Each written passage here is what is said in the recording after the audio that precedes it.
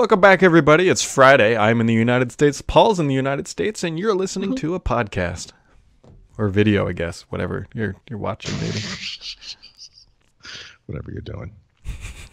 I wake up and ask myself that every day. Actually, when I went to bed last night, Paul, or maybe it was the night before, I found an umbrella under my pillow because why wouldn't I find an umbrella under my pillow? Huh. Oh, this is fantastic. You can't see this, but now popped up on the screen. It says the newest Windows feature update is here. Oh, I wonder if that means, have they shipped the final release, the final release? They had to have, because this thing was on 1803, I'm pretty sure. Because So you I think went this through is like the 1809. Okay. I wonder if there's some sort of countdown timer on there that I have to go pay attention to. You probably have enough time to do the podcast. You'll be okay. Yeah, you never know. You never know with these things. But while I go triage this, didn't Google announce today the actual fees that companies are going to have to pay if they want to license Android in the EU? Yeah, this was some documents that were viewed by The Verge. But it's kind of interesting. They didn't reveal the full price schedule. It varies by country. So some of the more expensive countries in Western Europe, the UK, Netherlands, Germany, I think was among them. France was not. I'm curious about that. The fees for Android will actually be higher there, but they're still on a scale of some kind. And so in those countries, depending on the features of the phone, it seems to be tied to the like the pixels per inch count, which, typically the higher end phones have, higher end displays, anywhere from $2.50. Because why won't it? I'll just work around this thing. Anywhere between $2.50 and $40. Even $2.50, honestly, on a phone is probably a pretty big fee because the margins on these things are really low. Maybe not PC low, but they got to be somewhere in that territory, especially low-end devices. Yeah, so that's kind of interesting. And I guess, low-end devices in other countries, especially, I don't want to say lower-end countries, but what am I trying to say? Lower-end Greece, you know what countries, you are. No, I don't mean like that. But lower-income countries, perhaps, yes. Lower-end phones in those countries could be a little bit less as well, but we don't have the full pricing structure. Yeah, so somebody was speculating, and this would be very interesting if true, is that, let's just use the high end. Samsung ships the Galaxy S10, and Samsung has to pay them $40 for that. And then Google turns around and pays Samsung $40 for placement of Chrome and the Play Store on the home screen. Sure. It's a win-win. Yep. Or something. Yep. I don't know. So, yes, $40 is pretty high, but I suspect that Google will end up just paying these companies to do whatever, and then... Yeah. I'd be curious if that passes the sniff test, though, for the EU. That's true, too. Right. They can't just announce the way they're going to comply. The EU could say this doesn't comply. But, they never said anything about charging for it. I mean, it's really interesting the way they got around this. So we'll see. The ball, as we say here in the U.S., is now in the EU's court. Literally. Yeah. See how funny? That's funny on two levels. We're just going to cut him out of this podcast for that. Yeah, it'll be... the story is not over, right? This is going to be an ongoing thing. I mean, the only thing that I could really add value to this, Paul, is it's unfortunate that Microsoft doesn't have a mobile OS that they could charge a license for that's less than Google's. That, kind of... Or they could just give one away for free, which would also solve a lot of problems. Yep. Once again, Microsoft ambitions foiled by Father Time, and also by lack of apps. Well, yes, there's that. Although they could, I wonder if they could license Imagine that. Imagine they brought back Project Astoria. I wonder if Google would let them license the Play Store and search on their Windows mobile device. That would have been interesting. Yeah. We'll never know. But no, this ship has sailed. It also sunk. They've dug it up from the bottom of the ocean. It's a museum. Nobody cares. I wouldn't check your next inbox for about the next 2 weeks because people definitely care. I know. Well, I know there's a few still, but seriously, it's been 3 years. That's all I'm saying. Yeah. Speaking of Google phones, you got 2 of them. Is that correct? Yeah, it required quite a neighborhood-wide effort to get those phones into my possession because I had 4 packages delivered on Wednesday. We were still in Dublin. One of them, a $600 Chromebook, did not required a signature and is now held up in a holding facility somewhere. But 3 of them, which all came from Google, were $2,000 worth of phones and a case, and they were just dropped on my front doorstep, no problem. So my neighbor ran over and grabbed them with my permission, and then my daughter ran over there and grabbed the phones from him, brought them home. So I asked her to please text me a photo of the boxes, and she said, "I don't understand why I'm doing this." And I said, "It's called proof of life, Kelly." So anyway, yes. So I got the smaller Pixel 3, which is actually right here. I can show you. It's very much like the normal sized iPhone, I guess. Kind of, both these things have kind of an old fashioned and or weird design to them, but whatever. This one's kind of cute. I like the color, actually. It's kind of pink-ish, although they say it's not pink, but it's, I don't know. You can't really see it. Maybe could you describe it as blush? Yes, it is kind of a blush. It's kind of a skin tone, although I guess we don't use that term anymore either. Actually, no one's skin is this color. It's a real pink. It's pink is what it is, Brad. And then the larger one, which is white, which you can't really see the white too well because it's in a case, but is the XL. And actually, if I hold up my other phone, you can kind of see like not a big difference going on there beside the color of the phone. This material on the new, I'm sorry, this is the new one, is slightly changed, but very similar. And then I would say the phone itself is actually very similar to the Pixel XL, 2 XL. If you do have a Pixel 2 XL, spending $1,000 to get another one of these things is not a good idea. They're very similar. But I'm spending $1,000 because I had some USB port issues that Did you? I'm still working through therapy on. Yeah. I was unaware. Yeah. I try to be quiet about it, but anyway, I obviously one of the big things with this device, both these devices, is the camera. I haven't done too much camera testing. I just literally got home last night, so I did take it on the walk this morning. Not necessarily ideal conditions for photos, but then again, that's maybe a good way to. That's kind of the ideal scenario, right? Yeah, and they came up pretty good. You can see them up on Instagram if you're curious. Today's morning walk photos with the frost on the ground. Those are Pixel 3 XL photos. Beyond that, there's not much to say. I mean, setting this thing up is super easy. Oh, the display. The display's great, actually, in both. The smaller one supposedly has an LG display, and that was the source of issues last year.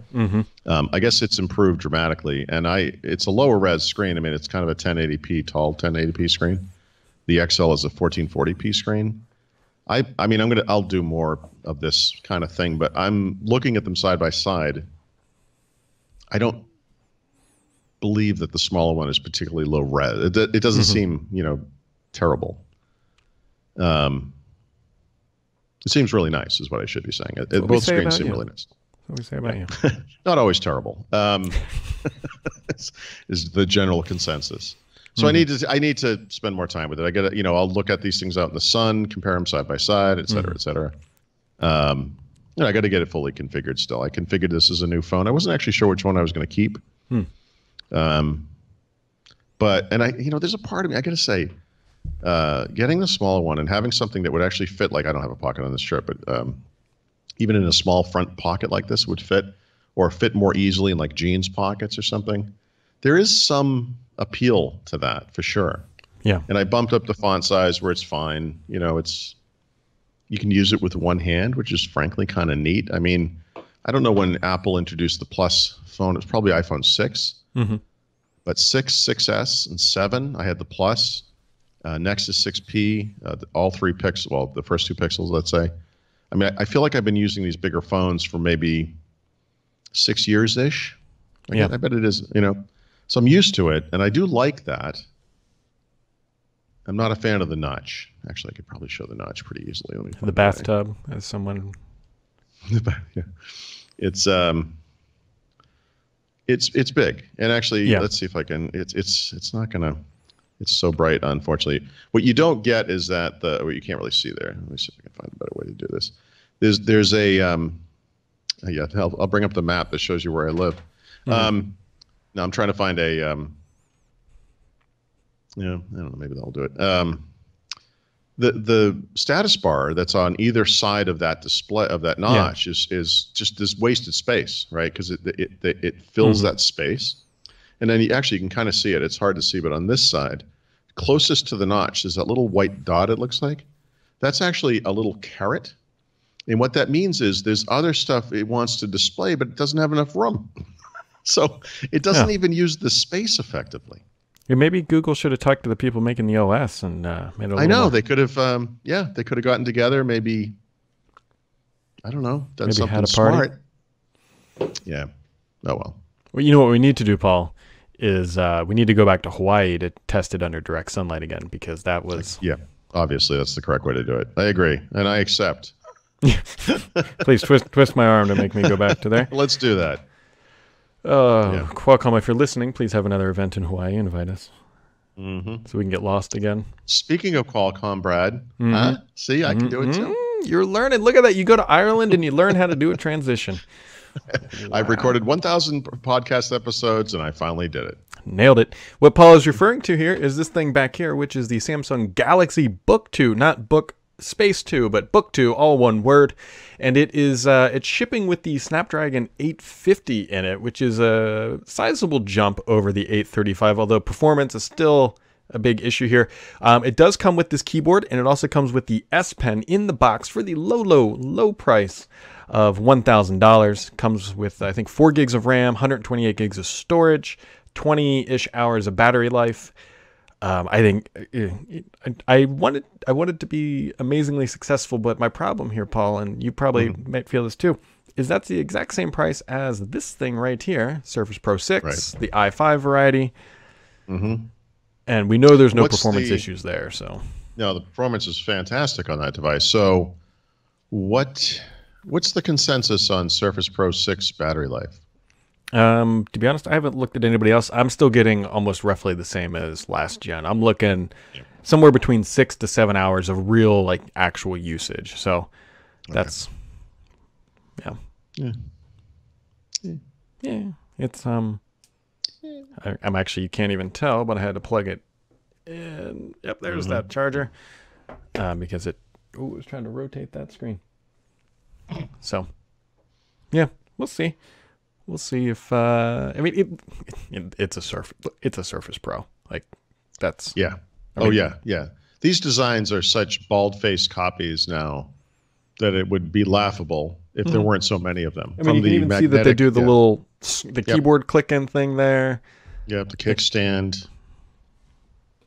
It's good. It's a good design. Yeah, I had no problem with it. Just anyone who complains about Microsoft hardware, there's a few things you can point to that I think are really good designs. This is definitely one of them. I would say the Xbox One S, now the X.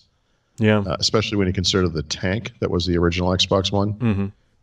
They've done some good stuff. I mean, it's a beautiful and viable design. I mean, it's been copied by everybody. Yep. Yeah. I mean, if it wasn't a good design, that whole brand would have collapsed. Paul, there's a good write a book about that. I know. I was going to say there's a good book. You can go to beneaththesurface.com and check that out, which is you should totally do that. Speaking of which, that book is almost done. I'm in the editing phase. I'm on chapter 6. Then I might have 1 or 2 more interviews, and then it goes over to Mr. Paul Thurrott for final editing. So any proof errors, please self-addressed envelope to paul@thurrott.com. But at that point, enough eyes will have been on it, I think, that it should be. Right. The biggest challenge I'm actually having right now is images, because you put them in the document and then you compile it into an ebook, and it's close, but sometimes the spacing between the paragraph before and after is a little off. But I am familiar with this problem. Yeah. So what else is going on? The EU. I was going to make a joke that Satya Nadella made his first commit on GitHub by sending over a check to them for about $7.5 billion or whatever it is. Microsoft now owns GitHub, free and clear. I wonder if that's good enough for a pro account over there. or whatever they call it. What are they? How do you make money on GitHub? What's the? I believe there's paid accounts. I think that's the idea. But they're never going to make $7.5 billion, right? So this is kind of an investment in a community, I guess. Definitely investment developers. Yep.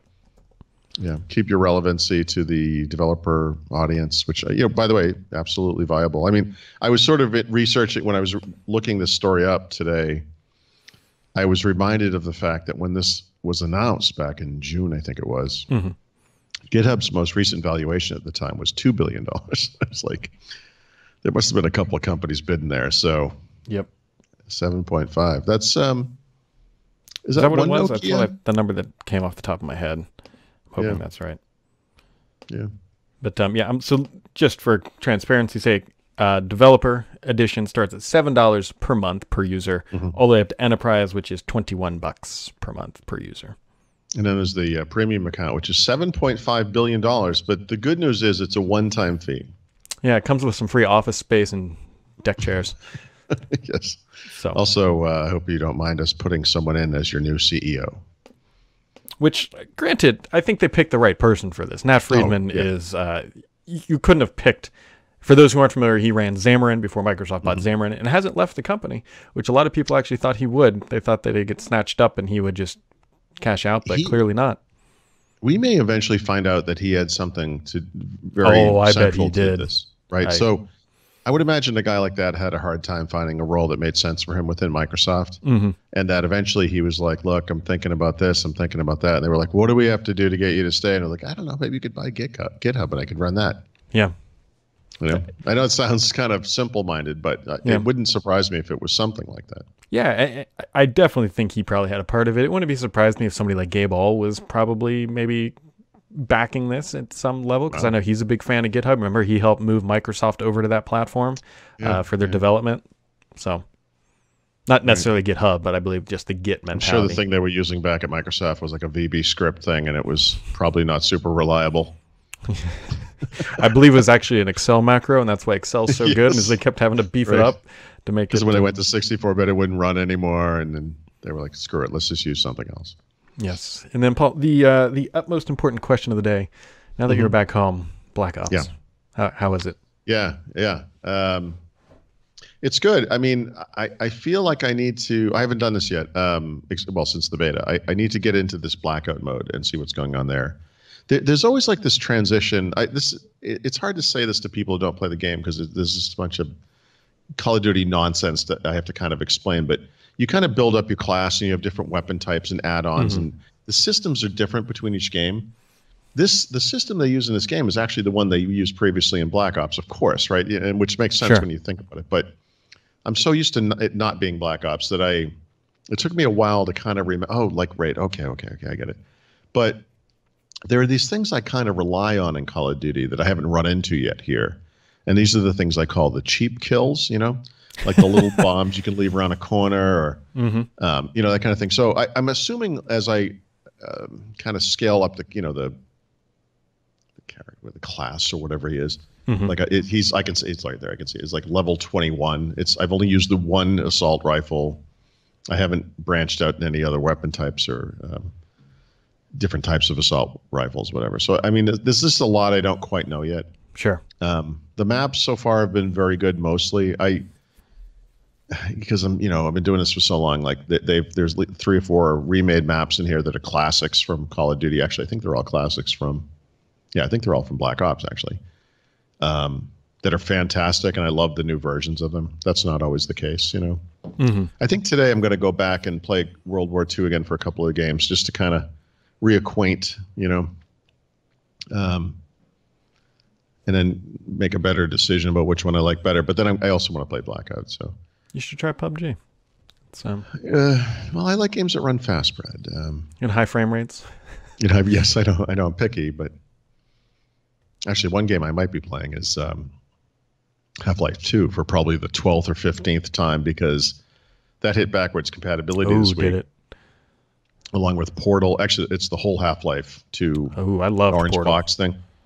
Yeah, Portal's on there. The first 2 Left 4 Dead games. Actually, maybe there are only 2 Left 4 Dead games. But Half-Life is like a special thing, obviously, and all these games, I guess, benefit from the graphics. I don't know what you call it, upscaling that occurs from Xbox One X in particular. So they're actually they're not enhanced because the developer did anything. In fact, they did nothing, but they still look better apparently on Xbox One X. So I'm gonna have to do that. I gotta go play that again. It's such a good game. It is. It's one of the all-time classics. So yeah. You got anything else for today, Mr. Thurrott? No, we have a work meeting, as you know. I only mentioned that because after that, no. Yeah, sorry. I got to run out to the Walgreens, which is where my FedEx package is being held. It's like before they'd like just throw it away or something. And then you probably forgot all about this, but I mentioned before I went to Dublin that I had gotten in a Lenovo. C930, I think it was. I never wrote that up, so I will do that. I don't know today. I can already tell today it's going to be, you know what I mean. It's going to pull away from me here, but certainly by the end of the weekend. How about you? Well, I forgot about that meeting until you just brought that up, which I fully blame you for, because usually there is not a meeting on Friday, but someone had to come back from Ireland on a Thursday. Well, I thought I would be, magnanimous and say, look, I'm going to be exhausted from traveling and everything, and I know we normally do this on one of the days that I'm away, but if everyone else is willing, I'd be okay with doing it on a Friday. And then I heard like this collective groan from the audience because I'm always that guy. And he's not wrong, folks. He is not wrong. So, awesome. All right, folks. Well, that wraps it up for today. We will be back, should be back on Monday with a hopefully semi-regular schedule. It's been a little crazy here the past couple of weeks because Paul loves to live on airplanes. But that does it for today. Have yourselves a wonderful weekend, and we'll see you right back here next time.